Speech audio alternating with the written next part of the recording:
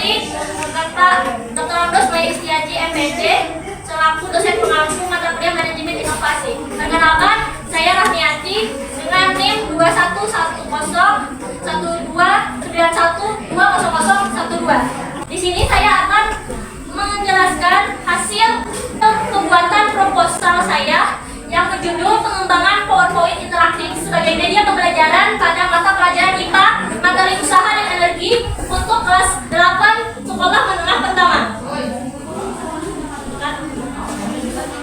Yang pertama bab 1 yaitu latar belakang. Pembelajaran yang masih berpusat pada guru dengan media ajar yang masih menggunakan LKS membuat murid bergantung dengan penjelasan guru. Akibatnya, siswa memiliki keterbatasan ketika belajar mandiri, dan jika tertinggal, maka mereka akan tidak dapat mengikuti pembelajaran dengan maksimal. Hal ini serupa dengan hasil observasi wawancara kami di SMP 2 Banjarmasin. Hal yang serupa terjadi khususnya pada mata pelajaran IPA, materi usaha dan energi, sehingga diperlukan sebuah solusi media yang mampu mengatasi masalah tersebut. Adapun solusi yang ditawarkan peneliti adalah media pembelajaran PowerPoint interaktif materi usaha dan energi untuk kelas 8 sekolah menengah pertama. Dari masalah yang telah terjadi ini dapat dirumuskan masalah, yaitu ada 3.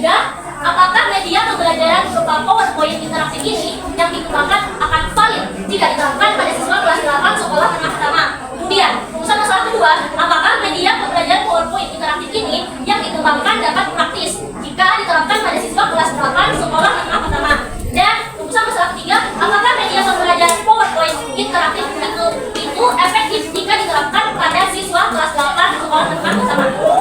Dari rumusan masalah ini, saya merumuskan tujuan penelitian, yaitu yang pertama, untuk mengetahui validitas media pembelajaran PowerPoint interaktif, kemudian mengetahui praktikalitas media pembelajaran PowerPoint interaktif, dan mengetahui efektivitas media pembelajaran PowerPoint interaktif efektif materi usaha dan energi di kelas 8 sekolah menengah pertama. Adapun manfaat penelitian ini ada 2, yaitu manfaat teoritis dan manfaat praktis. Yaitu yang pertama, manfaat teoritis ini diharapkan dapat menjadikan informasi ilmiah kepada para pendidik dan peneliti di bidang ilmu pengetahuan alam. Kemudian penelitian ini juga diharapkan untuk memberi pemahaman lebih baik kepada pendidik tentang media pembelajaran yang digunakan untuk siswa. Kemudian manfaat praktis. Hasil penelitian ini diharapkan dapat memudahkan pendidik dalam memilih media mana yang baik untuk meningkatkan kualitas pendidikan di Indonesia, dan hasil dari penelitian ini diharapkan juga dapat memberikan masukan kepada para pengambil keputusan dalam kebijakan pendidikan untuk lebih memperhatikan kebutuhan pendidikan, khususnya melalui media pembelajaran yang ditawarkan kepada siswa. Kemudian spesifikasi produk yang saya harapkan yaitu terciptanya produk media pembelajaran yang berupa PowerPoint ini dikhususkan untuk kelas 8 sekolah menengah pertama. Kemudian di dalam PowerPoint ini materi yang dibahas dapat disajikan dengan interaktif, disajikan dengan menarik, dan dengan game dan animasi di dalamnya. Kemudian PowerPoint yang dirancang dilengkapi dengan alat pengontrol yang dapat dioperasikan oleh pengguna sehingga pengguna dapat memilih apa yang dikehendaki untuk petunjuk penggunaan materi dan soal bicara. Kemudian bab 2 ada kajian usaha. Di sini ada penelitian terdahulu. Penelitian terdahulu ini adalah sebagai sumber dari penelitian perkembangan yang ingin saya kembangkan, yaitu dari penelitian Dewi dan Maulana 2021. Mereka mengembangkan media pembelajaran dari kelas 6 SD untuk pembelajaran IPA, dan hasilnya disebutkan bahwa layak digunakan untuk pembelajaran IPA pada kelas 6 SD. Kemudian ada penelitian dari Rizky Maliki dan Asumti yang mengembangkan video pembelajaran berbasis Microsoft PowerPoint, dan dikembangkan itu hasilnya layak untuk dipergunakan. Kemudian penelitian ketiga dari Novian Dedi dan kawan-kawan. Penelitian mereka ini melakukan PowerPoint interaktif berbasis Visual Basic yang hasilnya disebutkan bahwa efektif untuk diaplikasikan. Nah, di sini ada big theory atau teori besar yang saya ambil, yaitu tentang media pembelajaran, PowerPoint, dan usaha dan energi.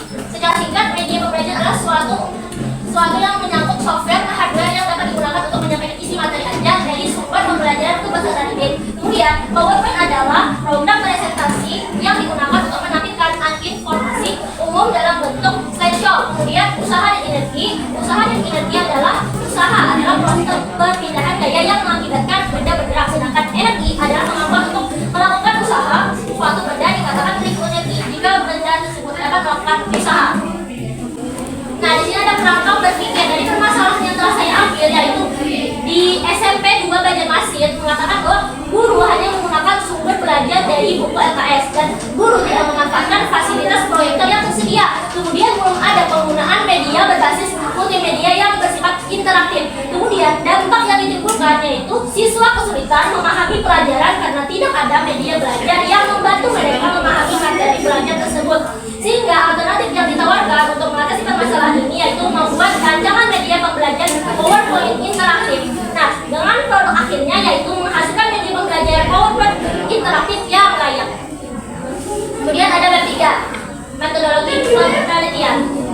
Desain penelitian yang saya gunakan itu desain penelitian perkembangan dan penelitian dan perkembangan atau Research and Development R&D dengan model pengembangan EDI yaitu Analyze, Design, Development, Implement, dan Evaluation. Kemudian subjek dan objek penelitian yaitu subjek penelitiannya ada satu ahli media, satu ahli materi, dan guru dari IPA serta siswa dari SMPN 2 Banjarmasin. Kemudian objek penelitian yang saya teliti yaitu PowerPoint interaktif pada materi usaha dan studi.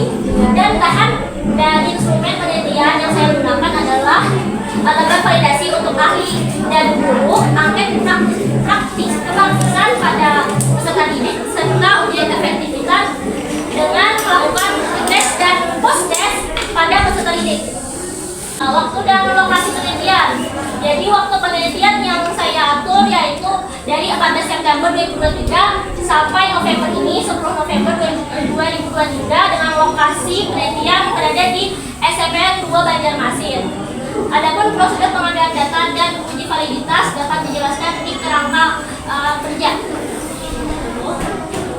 Nah, di kerangka kerja ini pada tahap analisis saya melakukan observasi, analisis kebutuhan untuk pembuatan modul pembelajaran PowerPoint interaktif. Kemudian masuk ke tahap perencanaan dengan membuat rancangan media pembelajaran PowerPoint interaktif, pembuatan media pembelajaran PowerPoint interaktif. Kemudian di tahap pengembangan saya melakukan uji fungsional dengan validasi instrumen dan validasi instrumen dari guru dan dari ahli media dan materi. Kemudian assessment, definisi produk dan uji coba media. Kemudian implementasi saya melakukan uji coba pembelajaran PowerPoint interaktif ini kepada beberapa peserta didik kelas 8 di SMPN 2 Banjarmasin. Kemudian tahap evaluasi hasil dari uji coba ini, penggunaan pemberian dan pemakaian, analisis hasil instrumen, penilaian siswa, dan hasilnya itu adalah deskripsi hasil penelitian. Kembali. Dan cara saya menganalisis data itu ada 3 cara, yaitu analisis data kekuatan modul, analisis data kepraktisan media, dan analisis data keefektifan media. Analisis kekuatan modul data diambil dari data lembar validasi yang diperoleh oleh para ahli, dihitung dengan skala Likert. Kemudian kepraktisan juga diambil dari angka respon, keduanya dihitung dengan rumus yang sama, yaitu presentasi skor keseluruhan dibagi skor maksimum kriteria dikali 100. Kemudian untuk analisis data keefektifan media diukur dari nilai gain dari pretest dan post test oleh peserta didik dengan menghitungnya menggunakan rumus gain dari post test dan pretest tersebut. Nah, demikian presentasi dari saya. Saya persilakan jika ingin bertanya.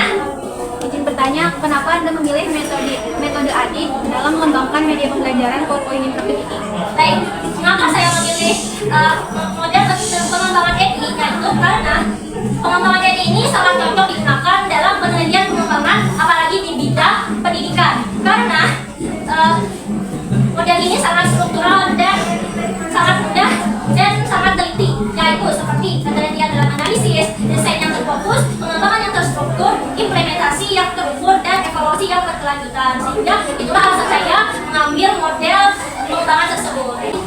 Baik, terima kasih. Sekian presentasi dari saya.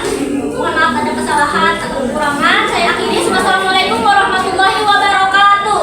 Waalaikumsalam warahmatullahi wabarakatuh.